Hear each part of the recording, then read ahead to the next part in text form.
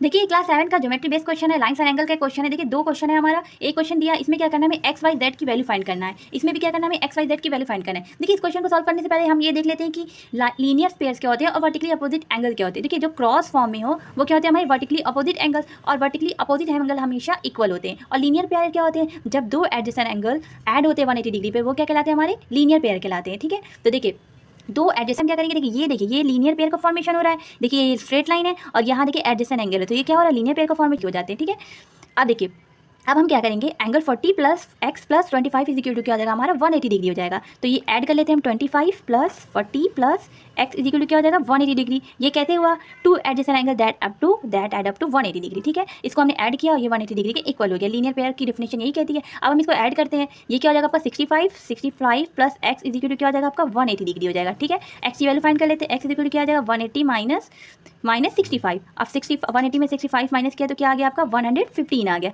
तो हमने एक्स की वैल्यू तो निकाल ली, अब हमें क्या करना है, वाई की भी वैल्यू फाइंड करना और जेड की वैल्यू फाइंड करना है। ठीक है, एक्स की वैल्यू क्या आ गई हमारी 115 आ गई। ठीक है, अब देखिए ओके, अब हम जेड की वाई की वैल्यू कैसे फाइंड करेंगे। देखिए सबसे पहले हम क्या करेंगे, देखिए ये 40 डिग्री है और ये जेड है, तो देखिए ये क्रॉस का फॉर्मेशन हो रहा है ना, देखिए ये वर्टिकली अपोजिट का फॉर्मेशन हो रहा है। तो वर्टिकली अपोजिट एंगल्स क्या होते हैं, इक्वल होते हैं। जब दो पैरेलल लाइन ट्रांसवर्सल कट करती है तो वर्टिकली अपोजिट एंगल इक्वल होते हैं। तो ये 40 डिग्री है।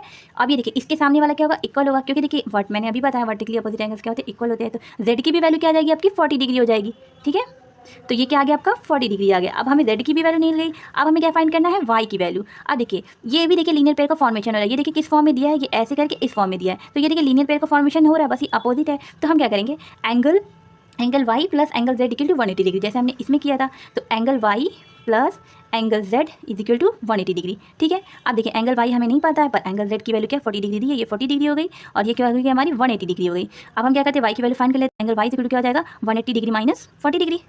ठीक है, एंगल वाई इक्वल क्या हो जाएगा आपका 180 में से 40 आप माइनस कर देंगे तो क्या आ जाएगा आपका 140 डिग्री।